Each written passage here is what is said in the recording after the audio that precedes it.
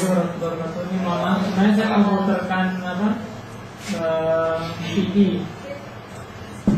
Cuma saya lupa kalau laptop ini bukan laptop yang biasa. Kalau laptop biasa itu sudah diinstal plugin-nya, ya sudah diinstal programnya, karena dia pakai sistem ini, pakai sistem API, dan pakai DX, jadi itu harus diinstal kodeknya.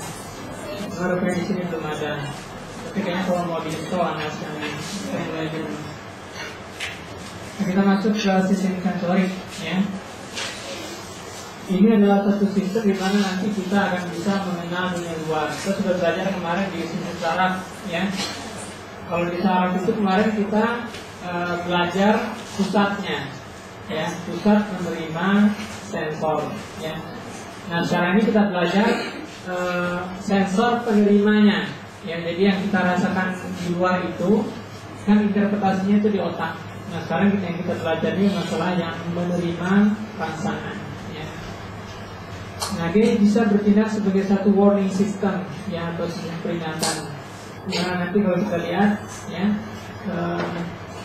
ini merupakan satu cara bagi tubuh kita itu untuk bisa merasakan sakit, ya, bisa merasakan sesuatu yang tidak menyenangkan. Ini dilakukan oleh sistem keras. Nah, contohnya di sini adalah nyeri, ya. Jadi nyeri itu mengindikasikan rangsangan yang membahayakan. Ya, makanya nanti kita lihat nyeri itu salah satu sifatnya adalah dia tidak bisa diadaptasi, ya. Kemudian sensor ini juga bisa membuat kita mengetahui apa yang terjadi dalam tubuh, terutama akibat rasa nyeri, ya. Contohnya di sini juga nanti yang dicontohkan adalah kalau di perut, ya, perut itu baik nanti dia terisi maupun kosong, ya, itu nanti dia bisa memberikan impuls atau rangsangan kepada otak, ya, membuat kita nanti untuk melakukan sesuatu. Jadi dicontohkan kalau perut itu terisi makanan, ya, nanti secara otomatis itu lambung akan mengeluarkan zat-zat yang dibutuhkan untuk pencernaan. Contohnya apa? Asam lambung, ya. Nah sekarang kita lihat ada beberapa reseptor dan sensasi, ya. Ini adalah jenis-jenis daripada reseptor sensorik yang kita miliki di tubuh kita, ya. Contoh yang pertamanya adalah kemoreseptor. Kemoreseptor ini sesuai dengan namanya, kemo adalah kimia, reseptornya adalah reseptor, ya, untuk penerima. Nah dia sangat tergantung kepada perubahan konsentrasi kimia yang terjadi dalam tubuh. Nanti biasanya kalau kita lihat adalah pada reseptor misalnya ada di hidung, ya. Jadi nanti kita lihat contohnya itu dia nanti punya molekul, ya, punya molekul yang nanti menempel ke reseptor yang ada di hidung, kemudian nanti menimbulkan impuls listrik. Kemudian nociceptor, ya. Nox ini noxious sebenarnya, ya, noxious itu satu kerusakan. Nah ini merupakan reseptor yang bisa memberikan atau menimbulkan impuls, ya, menyampaikan impuls ke otak kalau terjadi satu kerusakan pada jaringan. Kemudian termoreseptor, ya, termo itu juga dari suhu, ya. Jadi kalau ada perubahan suhu dia bisa mengetahui panas atau dingin. Kemudian ada reseptor yang bisa memberikan impuls atau menimbulkan impuls itu kalau ada perubahan, misalnya perubahan tekanan atau ada gerakan, ya, atau dia berubah posisinya.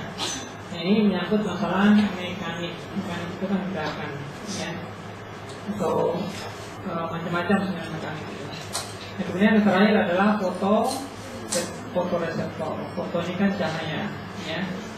Nah, dia akan bisa memberikan impuls kalau ada cahaya.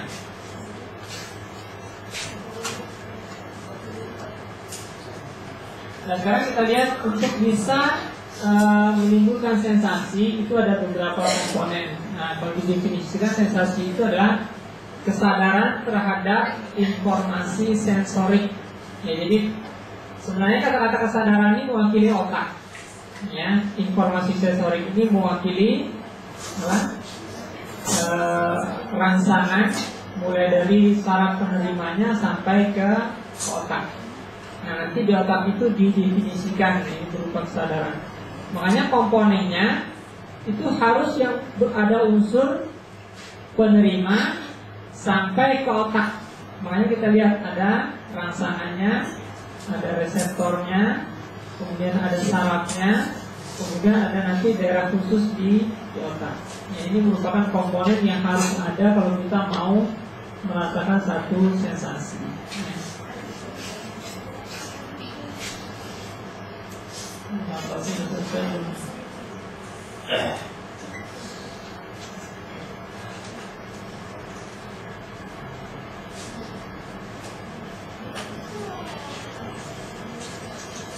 Sudah siang ini lama sekali ya.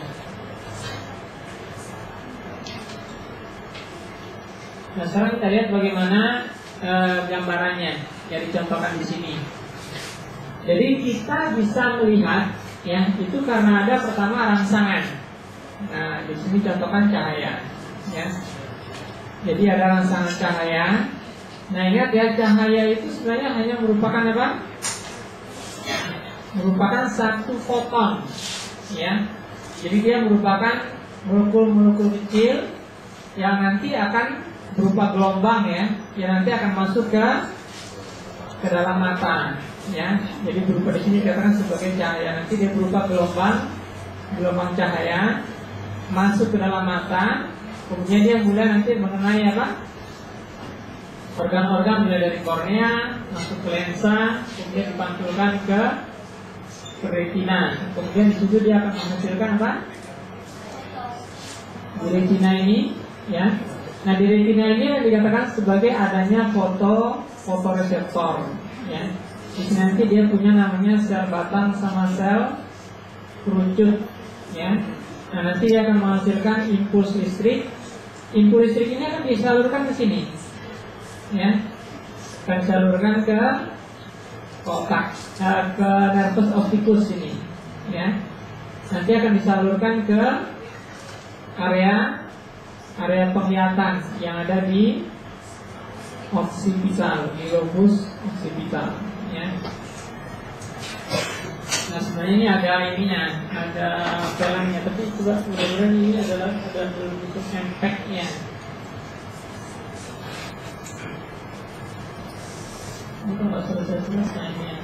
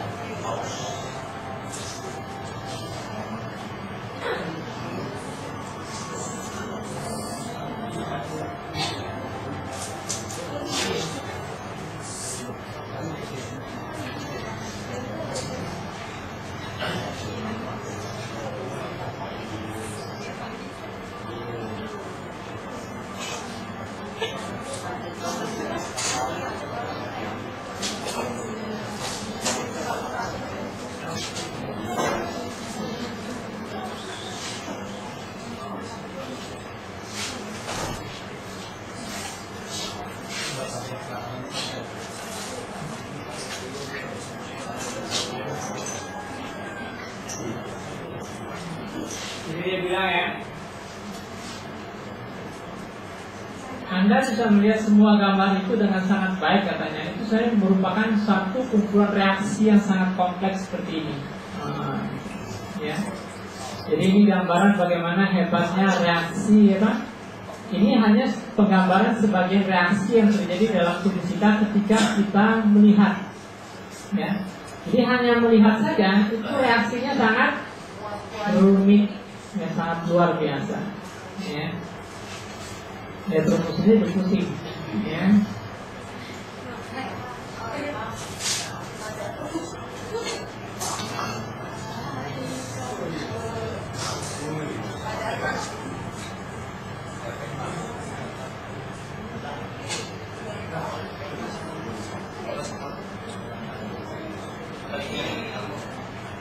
Nah, ini gambaran tambalan mata, ya.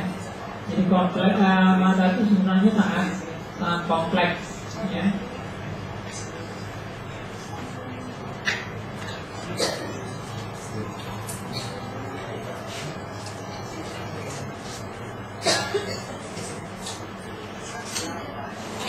Nah, bagian transparan dari depan itulah nanti mulai dari kornea, ya. Kemudian ada iris. Nah, iris ini nanti dia kalau terang dia mengecil, kalau gelap dia besar, ya. Itu namanya refleks pupil, ya.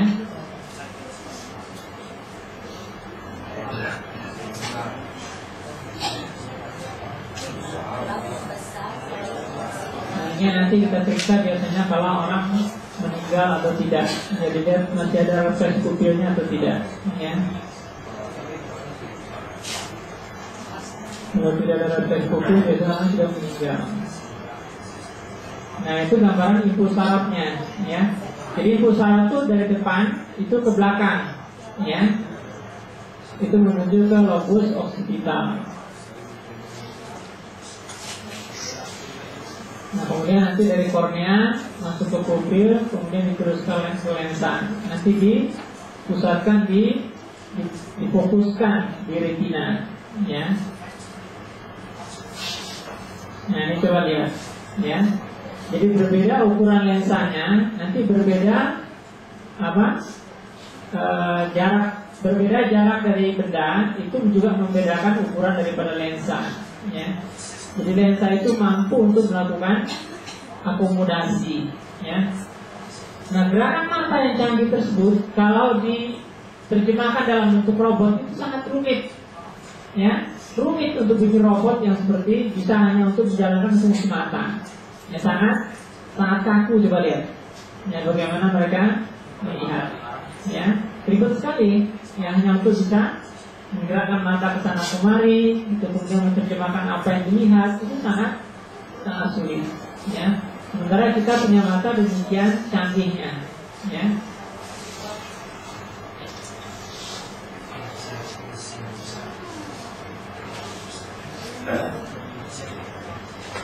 Jadi kalau dibayangkan, ya, untuk bisa menjalankan fungsi mata itu diperlukan alat yang sangat canggih, ya, dalam manusia, dalam ciptaan manusia.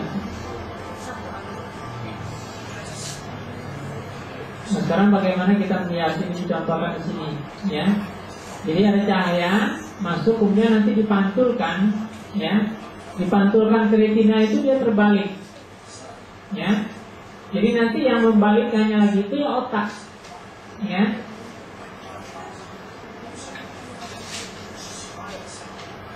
Nah, jadi ketika dia sampai ke retina, dia merangsang terjadinya satu impuls saraf, ya.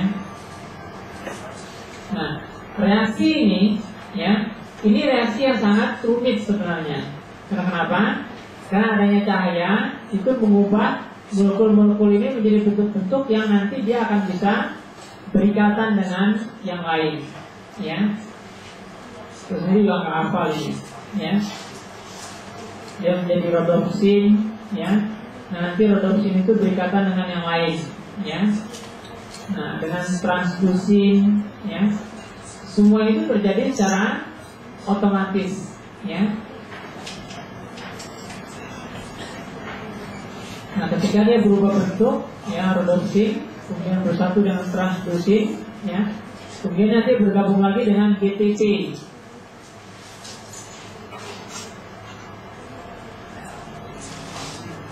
Nah, sekarang dia nanti akan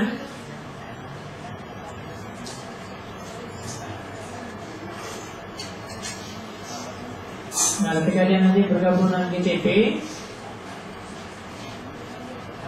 kemudian nanti dia akan dibantu dengan enzim fosfodiesterase, ya. Jadi kayak semacam apa nih, rangkaian listrik canggih sekali, ya. Nah, ini merupakan sebuah kunci yang akan menyalakan generator.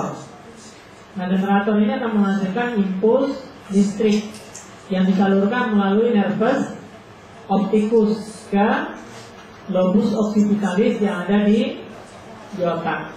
Nah, bayangkan, ya, proses demikian rumit itu terjadi hanya dalam waktu sepersekian detik, ya. Nah, coba lihat, ya, itu impuls sarafnya, ya, dialurkan melalui nervus opticus, ya. Nah, itu dia lewat masuk ke belakang, ya, lewat otak, ya. Ini juga dalam. Nah, sampai dia nanti ke, nah ini namanya sinaps. Kita belajar kemarin di persarafan, saraf, ya. Jadi antara sinaps itu kan ada celah. Nah, nanti jadi impuls itu, ya, dari listrik diubah menjadi kimia, ya. Kemudian diubah lagi jadi, nah ini yang terjadi dalam sinaps. Ya, dia mengeluarkan apa, neurotransmitter kayak gitu. Vesikelnya yang mengeluarkan neurotransmitter itu seperti hujan. Banyak sekali, ya. Nah, itu yang mengeluarkan neurotransmitter disalurkan ke seberangnya. Nah, di seberang itu banyak sekali reseptor yang menerima, ya. Nah, ketika reseptor itu menerima, dia langsung menghasilkan impuls saraf. Dan itu hanya terjadi dalam waktu sepersekian. Ini cuma penggambaran pelan saja, ya. Nah, ini menjelaskan kepada kita bagaimana kehebatan kita hanya melihat saja itu sebuah cara yang sangat rumit. Nah, bayangkan, ya, yang tadinya dengan terbalik, kemudian di oksipital langsung dibalikkan lagi, ya. Nah, coba itu, proses ini yang berjalan dengan cepat. Itu sudah berapa detik, ya. Padahal kalau dalam realita itu sangat cepat, ya. Nah, jadi memang penglihatan itu bukan sesuatu yang sederhana seperti yang kita pahami selama ini. Nah, kalau ada kesalahan saja dalam proses ini, ya, maka dia tidak akan bisa melihat, ya. Nah, contohnya seperti ini saja, ya. Ya, nanti di sini mencontohkan kalau ada satu proses itu yang salah, itu nanti dia tidak akan bisa. Kayak di sini contohnya. Nah, ini gambaran tentang penglihatan, ya. Jadi bagaimana kita lihat proses yang ada di sini, yaitu proses yang cukup rumit, ya. Nah, dia membutuhkan adanya pertama rangsangan, ya. Kemudian dia akan sampai ke fotoreseptor atau reseptornya, kemudian dia butuh sistem sarafnya untuk sampai ke bagian dari otak, yang di lobus occipital. Nah, yang menariknya dari reseptor kita ini, ya, kita punya namanya kemampuan untuk memproyeksikan, ya. Sebenarnya ini di matriks tadi itu, ya, itu sebenarnya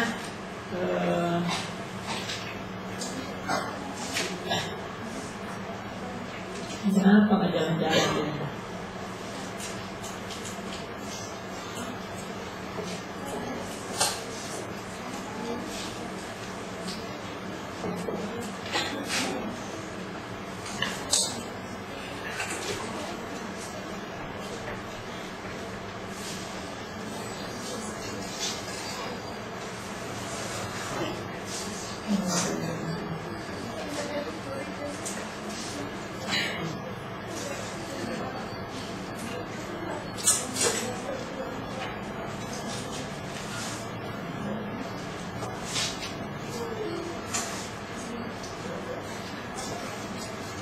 Kita pada waktu ya. Sebenarnya di matriks ini ya, dan juga di studi yang lain itu digambarkan. Sebenarnya kita melihat ini, itu kan sebenarnya kalau kita lihat di situ tadi, itu kan hasil terjemahan dari impuls ketika dia berada di sini, ya. Jadi sebenarnya kita melihat itu kan adanya di sini. Tapi kok bisa kita seolah-olah melihat itu di mata, padahal terjemahan daripada impuls itu kan adanya di lobus occipital. Nah, itulah yang dikatakan sebagai proyeksi, ya. Jadi walaupun interpretasi itu adanya di sini, ya, tapi kita melihat itu dikembalikan kepada organ asalnya, di mana rangsangan itu diterima. Ya, makanya kita menghidup itu kan diterjemahkannya oleh otak, tapi yang kita tutup adalah hidung, ya. Jadi seolah kita membaui itu dengan hidup. Jadi dikembalikan ada proyeksi, ya. Jadi setelah kita diterjemahkan di sini, dikembalikan ke mata, ya. Ini namanya proyeksi, ya. Itulah sebabnya kita mendengar satu istilah, melihat dengan mata, mendengar dengan telinga. Sebenarnya mana ada orang mendengar itu dengan telinga? Kenapa? Telinga itu cuma menyalurkan impuls. Nanti impuls itu diterjemahkan oleh otak, ya.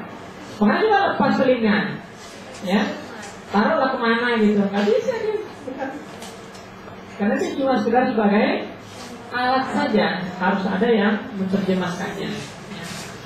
Nah, proyeksinya yang membuat kenapa kalau orang misalnya kakinya ini dipotong, ya kita lihat di gambar berikut ini. Nah, ini tidak jelas ya gambarnya. Jadi gambar orang yang kakinya dipotong, kemudian dikasih kaki palsu, ya. Ini coba bayangkan ya, seandainya orang tidak punya proyeksi, dia tidak akan bisa membayangkan bagaimana kakinya.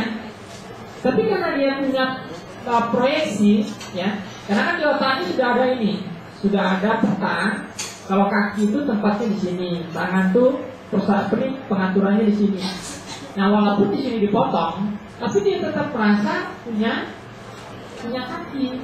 Nah, jadi walaupun pahanya dipotong, disambung lagi, dia bisa menggerakkan kaki palsu itu seolah-olah itu adalah kaki yang asli. Sehingga apa? Dia bisa mengatur keseimbangannya. Kalau tidak, setiap dia berjalan jatuh dia. Karena dia tidak bisa merasa bahwa itu adalah kaki dia yang utuh. Itulah kehebatan daripada proyek. Ya. Nah, ini juga dicontohkan, ya. Sebenarnya kalau kita terkena sesuatu, ya, yang sakit itu sebenarnya bukan di tangan. Yang merasa sakit itu adalah otak, ya. Nah, cuma kan dia ada proyeksinya, ya.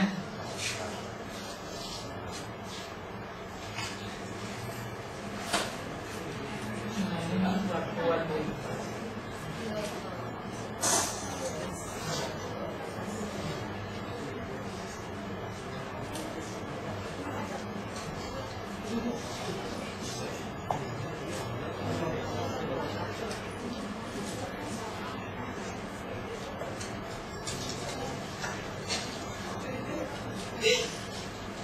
Nah, sekarang kita lihat ini indera penciuman, ya.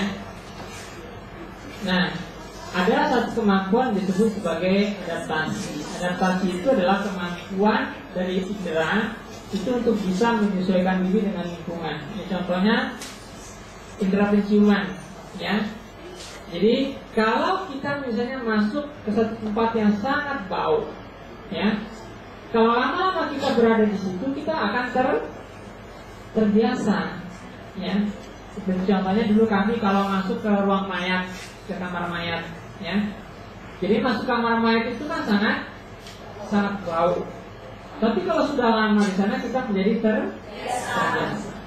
Nah, karena kita terbiasa, jadi pernah terjadi itu ada yang habis dari ini ruang forensik, ya, kamar mayat itu langsung masuk kafe. Yang orang dari kamar mayat biasa aja, karena dia sudah terbiasa dengan baunya. Tapi orang yang ada di kafe kebauan, wah pasti dari forensiknya anak nih. Nah, di rupanya nggak sadar kalau dia baru dari kamar mayat. Ya, nah itulah kehebatan daripada adaptasi penciuman.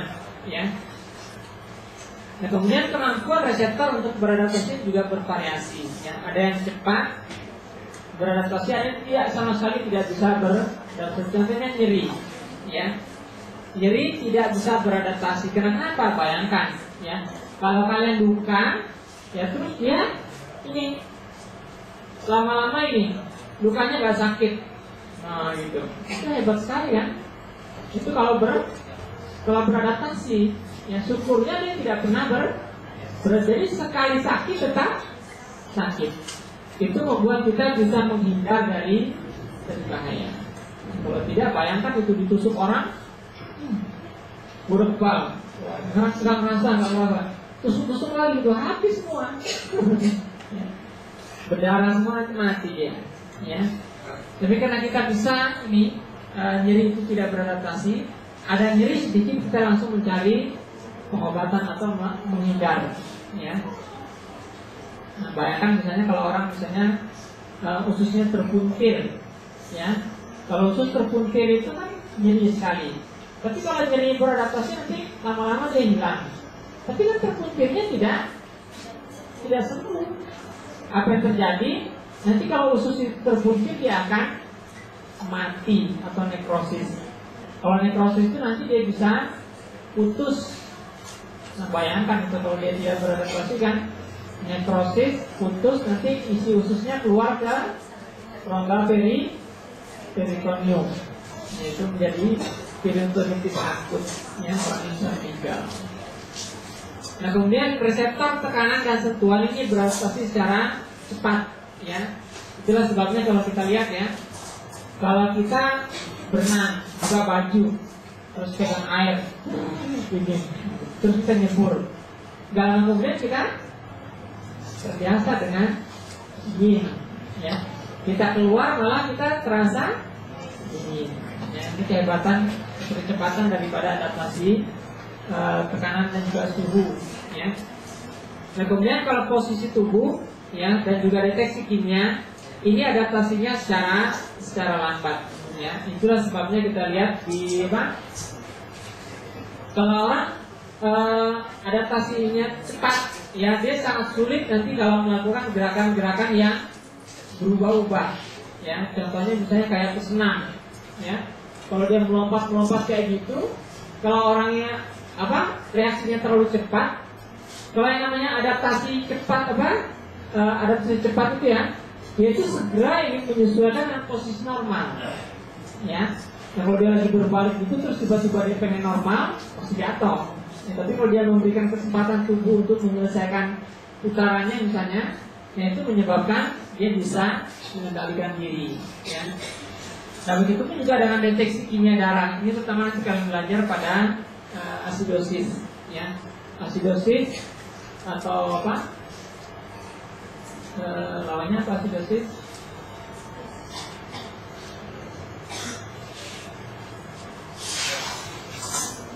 Ya, kalau terlalu asam, ya, darahnya terlalu asam, proses ini tidak bisa berlangsung secara cepat. Ini harus step by step, ya, pelan-pelan. Nah kita lihat beberapa indera yang khusus dan yang umum.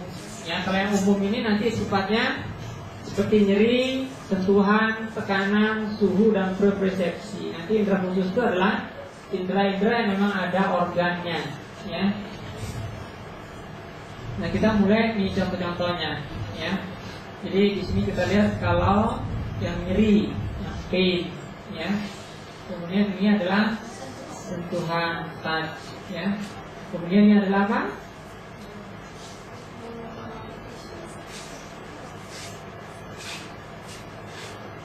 Tekanan, ya. Kemudian ini adalah suhu, ini juga panas, ini dingin, ini panas. Kemudian ini adalah propriosepsi. Itu masing-masing akan kita lihat. Nah, pertama adalah nyeri, ya. Tadi sudah dikatakan dia tidak bisa beradaptasi. Dia akan terus mengirimkan sinyal meskipun rangsangan sudah disingkirkan, ya.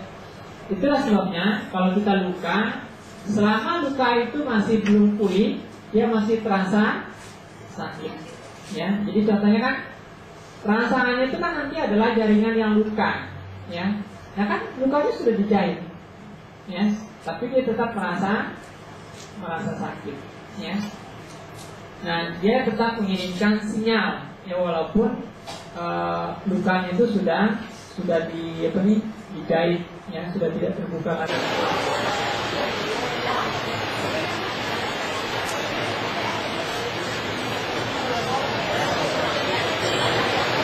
Propriosepsi ini adalah rangsangan yang cukup hebat, ya. Jadi propriosepsi ini kita bisa mengetahui posisi tubuh tanpa kita harus melihatnya, ya. Nah, kemampuan seperti ini karena kita punya ini sensor-sensor untuk propriosepsi, ya. Contohnya saya bisa tutup mata, coba tunjuk hidung. Nah, gitu. Saya bisa tahu ya hidungnya ada di situ, walaupun kan tidak. Ya, itu karena kemampuan propriosepsi, ya. Nah, kemudian mempertahankan postur, ya. Jadi tubuh kita ini bisa seperti ini karena banyak kerja daripada ini propriosepsi, ya. Dia mengatur saya nanti posisinya harus bagaimana ya, seimbang, ya. Kalau tidak seimbang tentu akan limbung, ya. Dan dia bisa mengkoordinasikan berbagai macam gerakan dalam tubuh. Kalian lihat ya, orang hanya untuk bisa membuat robot itu berdiri itu sangat susah. Coba lihat, dia itu tadi bikin robot itu yang paling gampang apa ya, bikin aja lipat, nggak ribet kan? Nah, tapi coba lihat dia mulai bagaimana merancang robot itu berdiri, berjalan. Nah itu pusingnya setengah mati, ya. Merancang langkahnya, dia nanti melangkah itu nanti posisi tubuhnya masih seperti apa, ya. Nanti dia melangkahkan lagi gitu. Kiri kanannya gimana? Belum nanti kalau jalannya nggak lurus, berarti nggak rata. Nah gitu kan. Itu kan dirancang di permukaan atas. Belum pertimbangan nanti kalau jalan bolong-bolong, ya, becek. Nah ini kehebatan daripada tubuh manusia, ya. Nah sekarang kita mulai masuk ke penciuman khusus, indera khusus. Nah ini sayangnya saya nggak bisa installnya.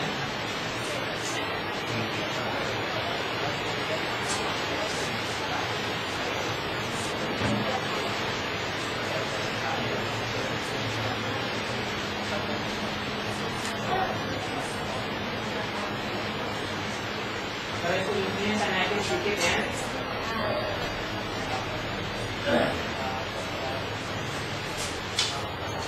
Kuat nggak kalian? Nggak kuat ya? Oh bisa kok.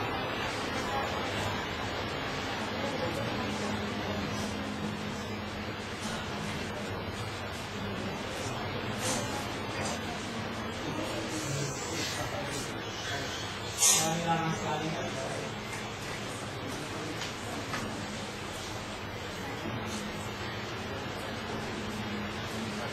Nanti mudah-mudahan yang bentuk yang berikutnya juga di X. Kalau dia di X bisa dibaca.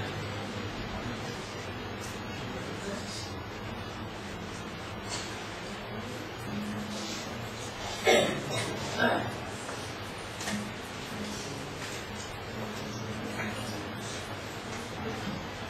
saya lupa ada video yang untuk live, cuma saya ini lupa bawahnya.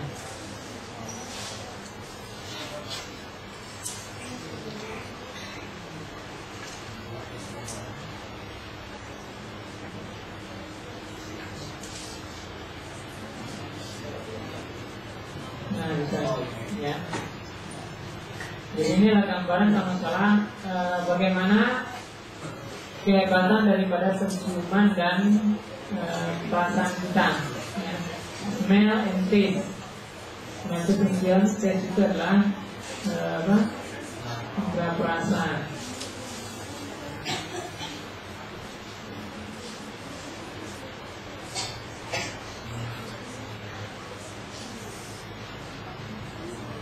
Kalian nggak punya ininya ya apa?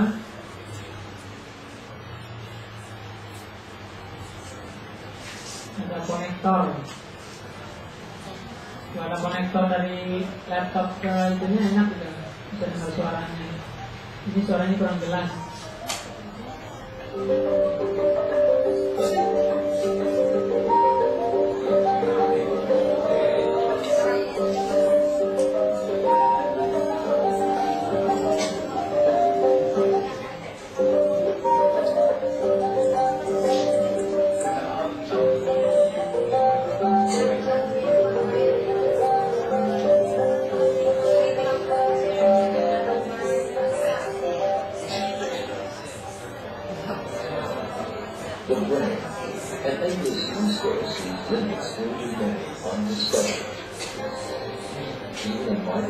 In this structure of perfect design cause significant changes in our lives.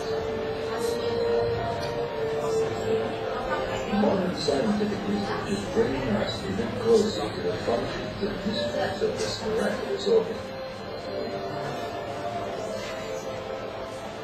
Nah, ini bagaimana orang hidup, ya.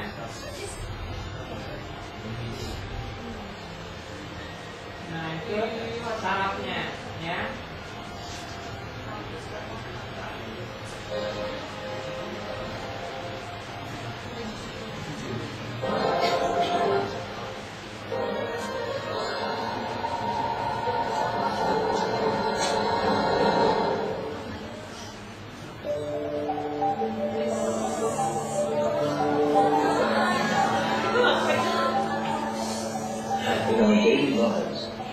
Ourselves in the midst of thousands of tastes and smells that have immeasurably colored to our lives.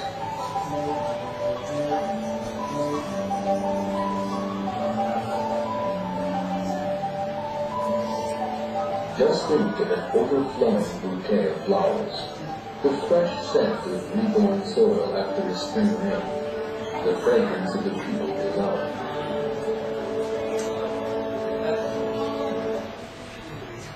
Ngerti nggak kalian? Jadi dalam kehidupan ini kita merasakan berbagai macam bau, ya, mulai dari bau bunga-bungaan, ya, segarnya udara, ya, ini bahkan bau badan dibilang, ya, bau badan orang-orang yang kita cintai, ya. Ini cuma ingin menggambarkan bagaimana hebatnya indera yang kita miliki, ya. Jadi berbagai macam yang bisa kita baui di dalam kehidupan ini, ya.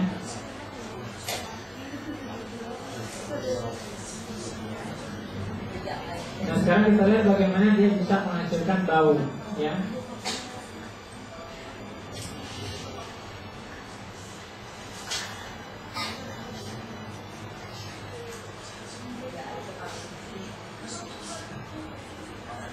Appreciate what tremendous blessings these tastes and smells are for us.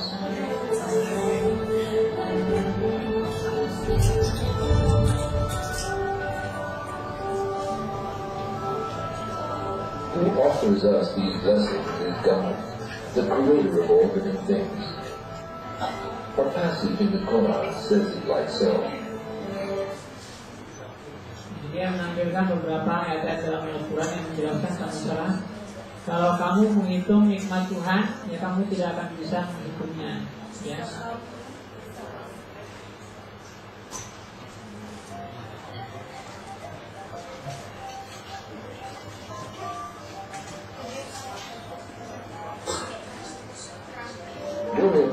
see them easily, since God created these blessings along with the systems allowing us to appreciate them.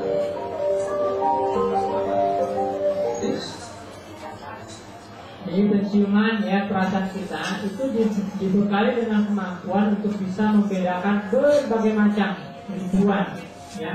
ribuan bau dan ribuan rasa ya. Let's look at these perfect systems. God explains His flawless creation as follows in the Quran. He is God, the Creator, the Maker, the Giver of form. To Him belong the most beautiful names. Everything in the heavens and earth glorifies Him. He is the Almighty, the All-Wise. Now, let's examine the taste of smell and see for ourselves its unique design.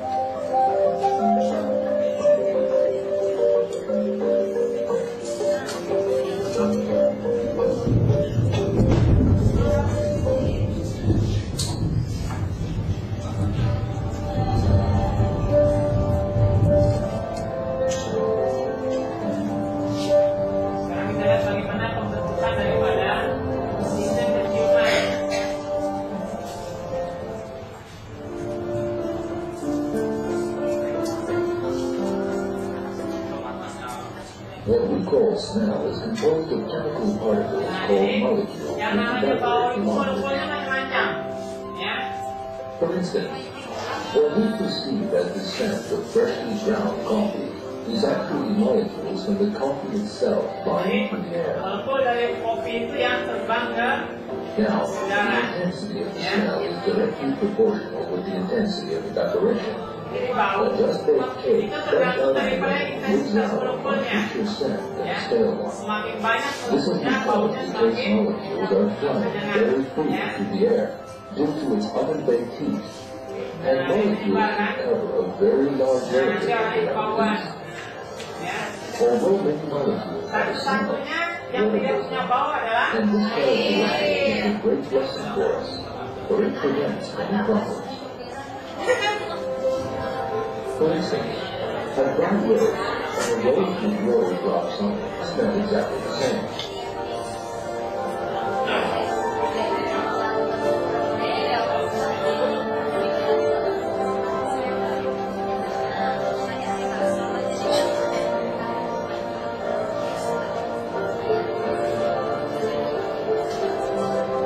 What distinguishes various smells from each other are differences in their structures. These differences are so delicate that through the change of a single carbon atom, a pleasant smell might be turned into a repulsive one.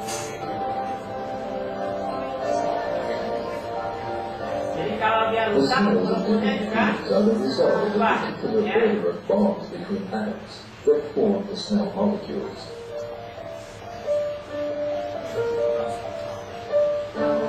Each molecule is planned to perform a task.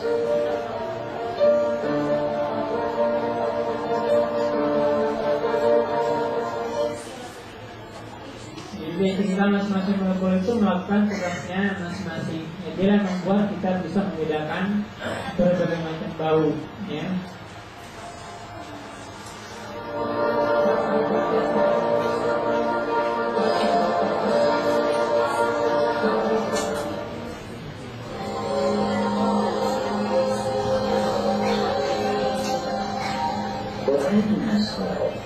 How do you recognize smell?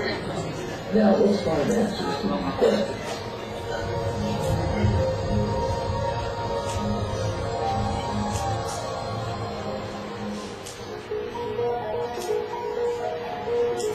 Every time we breathe, the gaseous mixture of trillions of molecules we call air floods into our nostrils. Also contained within this aspect are microscopic smell molecules. Some of the air that enters our nose can be scattered into the olfactory receptors by certain bones.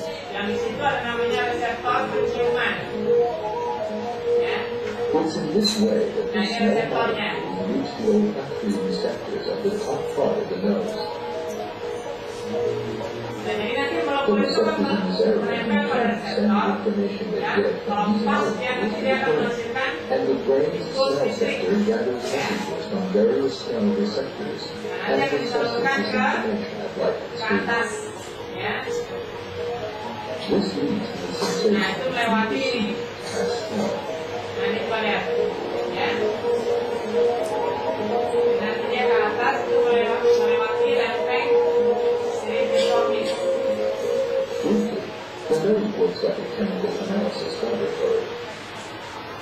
Jadi dia mengumpamakan hidung itu seperti ini, laboratorium kimia, analis kimia, di mana dia bisa membedakan berbagai macam jenis bau, ya. Nah, coba lihat orang, ya. Jadi ada orang digaji hanya untuk mencium, ya. Sama juga nanti orang yang khusus digaji hanya untuk membaui kopi, yang mana yang baunya enak, mana enggak, yang macam, ya.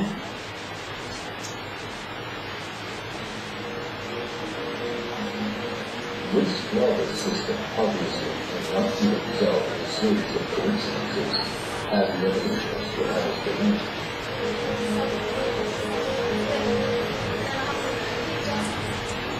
Like all the other systems of the human body, this sense of smell also an extremely complex design.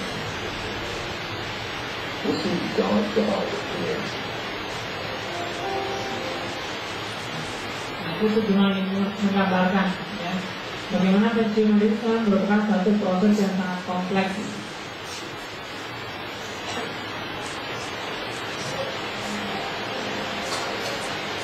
In our day, ongoing research is being conducted into the sense of smell. Every new insight into this sense serves to reveal just how superb this complex system is.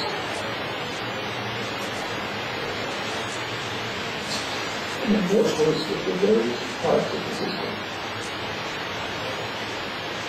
The nasal cavity that detects smell is just beneath the eyes and is lined with a strictly mucus fluid. This mucus membrane measures just 600 of. Jadi kita akan melihat ini bagaimana dia menempel, ya. Jadi ketika molekul itu sampai ke ini, ke konka superior, ya. Nah, nanti di sini ada reseptor, ya, reseptor bau. Nah, nanti di sini dia akan, molekul itu akan menempel ke ujung-ujung daripada reseptor tersebut, dan nanti dia akan menghasilkan impuls. Impuls itu disalurkan ke sini, ya. Dia nanti naik ke, melewati ini tulang apa ini? Tulang apa? Tulang sphenoid, ya. Ini tulang apa ini? Frontal. Ini nasal. Ini sphenoid, ya.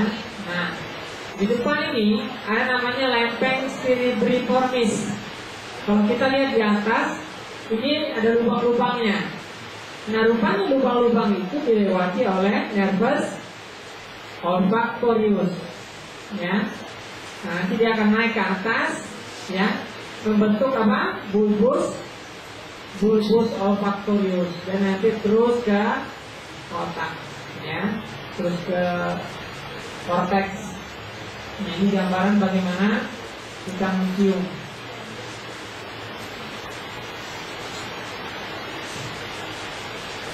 Which is ideal. If this membrane were thicker, you would have a weaker sense of smell. But if it were thinner, it would have weakened our immune system, and our tiny nasal hairs would have left open to damage and destruction. Smell starts at the mucous membrane. The smell molecules have to pass through this membrane in order to meet with the receptors in the nasal hairs, and there are binding proteins made just for this purpose. These proteins in the mucous membrane unite with the small molecules and serve as their guide. This order is both striking and at the same time constitutes evidence of an amazing creation. Specialized olfactory brain cells are another part of the sound system. The basic impulsnya jalan, ya. Impulsnya jalan dari bawah ke atas, ya. Nah itulah sebabnya kalau ada kerusakan pada ini, kalau pada kecelakaan ya, ininya rusak, ya, basis kraniinya, orangnya tidak bisa mencium bau, ya. Nah ini jabatan daripada sistem penciuman, ya. Dan dia bisa membentuk kombinasi dari berbagai macam molekul, ya.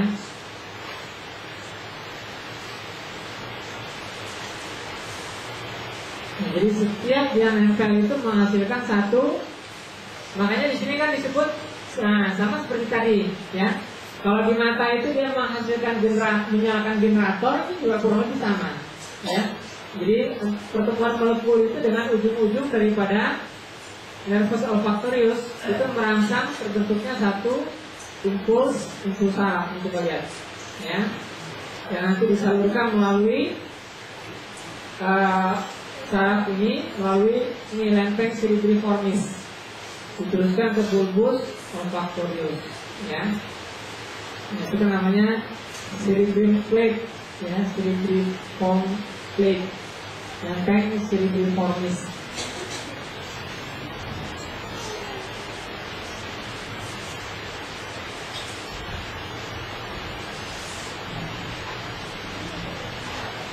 Nah, beginilah cara kita menghidup, ya. Nah, nanti interpretasi, ya, daripada apa yang kita hidup itu berlangsung di sini, ya. Nah, nanti di sini ada, ini yang menggambarkan bagian-bagiannya, bulbus olfactorius, ya.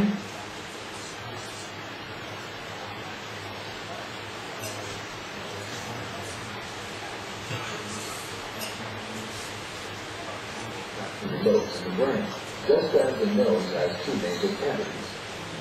Each of these lobes is about as big as a tube. The olfactory zone works like a newsroom at a TV station or newspaper.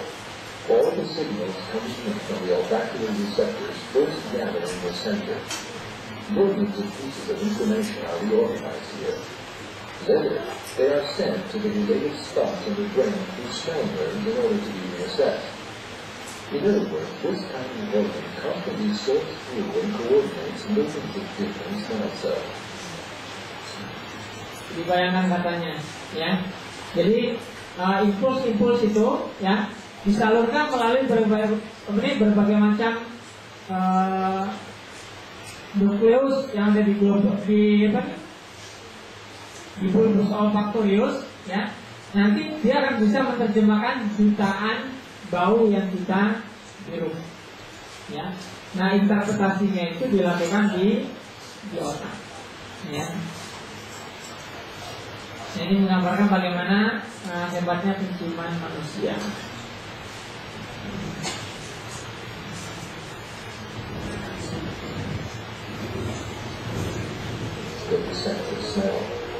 However, studies have shown that actually only 5% of our noses are used towards picking up smells. The remaining 95% perform two very important jobs in the respiratory system. The first of these tasks is to warm up moist air which we take in every second. The mucus layer that covers the inside of the nose humidifies the air by giving out water vapor. The capillaries right under this mucus layer help to warm the air running through this passage. Ini adalah fungsi lain daripada hidung. Apa nih fungsinya? Sebagai air conditioner, ya. Jadi selain dia menghidup, ya, dia juga punya fungsi untuk apa? Menghangatkan udara yang masuk ke dalam hidung, ya. Makanya kalau udaranya dingin, hidungnya akan mampet, ya. Kenapa dia mampet? Karena konkanya konkanya menebal. Kenapa dia menebal? Karena dia memperbanyak pembuluh darah yang ada di, atau bukan pembuluh darah, memperbanyak darah yang ada di hidung. Apa gunanya darah? Darah itu bisa menghantarkan panas. Ya. Nah, jadi kita lihat di sini bagaimana hidung itu kalau dia lagi kedinginan, dia mampet agar udara yang masuk itu tidak terlalu cepat masuknya, kan agak lambat. Nah, dia punya waktu untuk dihangatkan agar ketika dia masuk ke dalam tubuh itu bisa sesuai dengan suhu tubuh. Ya. Nah, ini kehebatan daripada hidung. Jadi sebenarnya banyak sekali ininya apa? Fungsinya, ya.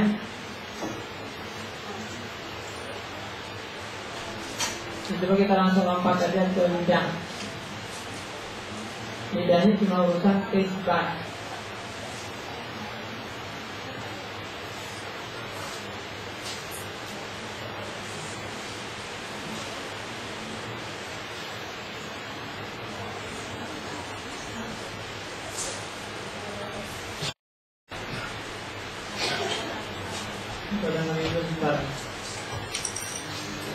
Plates around us and the kitchen alike. But after just a while, we stop consciously noticing and smelling these fragrances. This happens because of a mechanism called adaptation. By virtue of this system, smells that we smell all the time don't intrude on us or disturb us, and conversely, we can recognize new and different smells more easily. Smell memory is another miraculous aspect of the smelling process. Every smell we ever perceive is stored in an archive in our brain using a special coding system.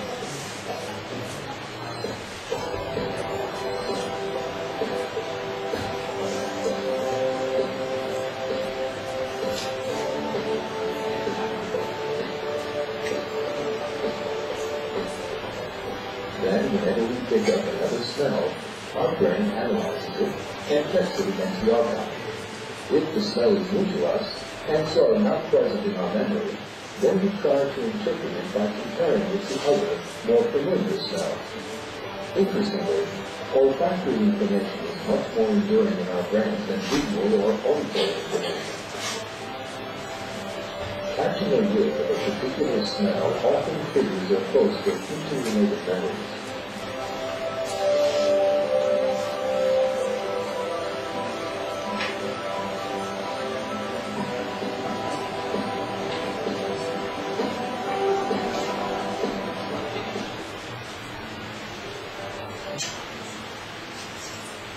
Menjelaskan bagaimana saya tadi proses adaptasi, ya. Jadi kalau kita mencium satu bau, ya, kita akan terbiasa dengan bau tersebut dan kemampuan kita beradaptasi itu membuat kita bisa berkonsentrasi kepada bau yang lain, ya kan? Tapi kalau kita terokupasi dengan bau yang yang menusuk, kita nggak bisa lagi membau yang lain. Tapi dengan kemampuan adaptasi itu kita bisa melakukan adaptasi terhadap bau yang ada, kemudian bisa berkonsentrasi lagi untuk bau yang berikutnya. Ya, ini sebuah kemampuan yang sangat hebat.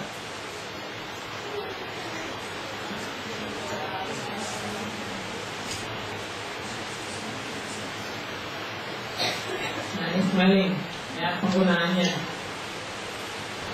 Using their noses, dogs can easily smell the faintest odor in the air, and so they're able to do things that humans and machines can't.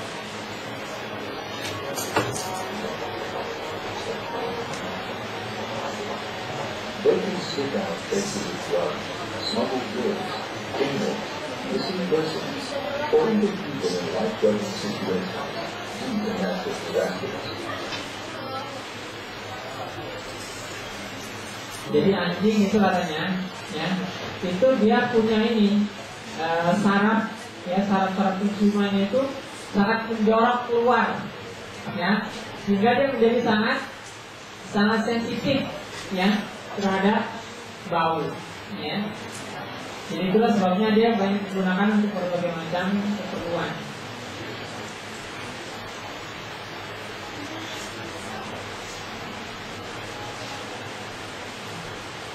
Kita yang cuma ujung saja bisa menciumi macam-macam, apalagi dia yang langsung terpapar sarafnya, ya, jadi sangat sensitif. Nah, ini juga dicontohkan kemampuan lain daripada mencium. Itu ikan apa ini? Ikan salmon, ya. Jadi ikan salmon ini dengan penciuman yang dia miliki, dia bisa mendeteksi di mana tempat dia dulu dilahirkan atau ditetaskan, ya, dengan membedakan jenis batu-batuan yang dialirkan oleh sungai, ya. Makanya ikan salmon itu akan naik lagi ke tempat di mana dia pernah dilahirkan. Jadi dia akan naik ke ini, jadi menentang arus sungai, ya. Kalau arus sungainya ke bawah, dia naik ke atas. Itu juga lihat, ya. Misalnya ini videonya rusak-rusak ini. Makanya videonya sudah berjamur, sudah bertahun-tahun.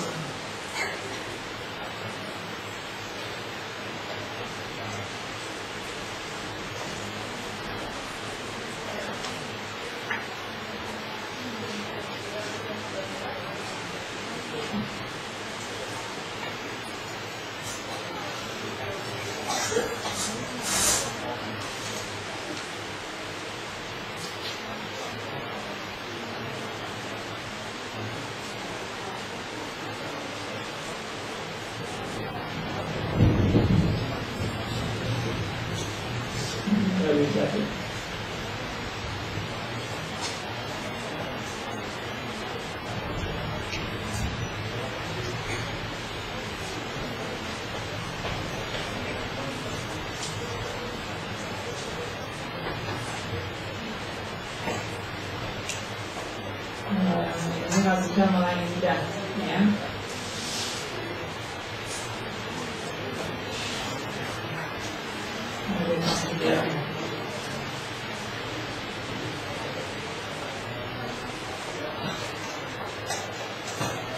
Nah, sudah kita lanjutkan ini saja, ya. Nah, ini tadi tentang masalah penciuman. Ini sudah kita lihat semua, ya. Ini dari awal-awalnya sudah kita lihat semua. Jadi di sini ada reseptor olfaktorius, ya. Kemudian di sini ada bulbus olfaktorius, ini sarafnya, ya. Terus nanti sampai ke temporal lobe, ya, di lobus temporalis, di cortex olfaktorius. Ya, di sini nanti bau itu diterjemahkan, ya.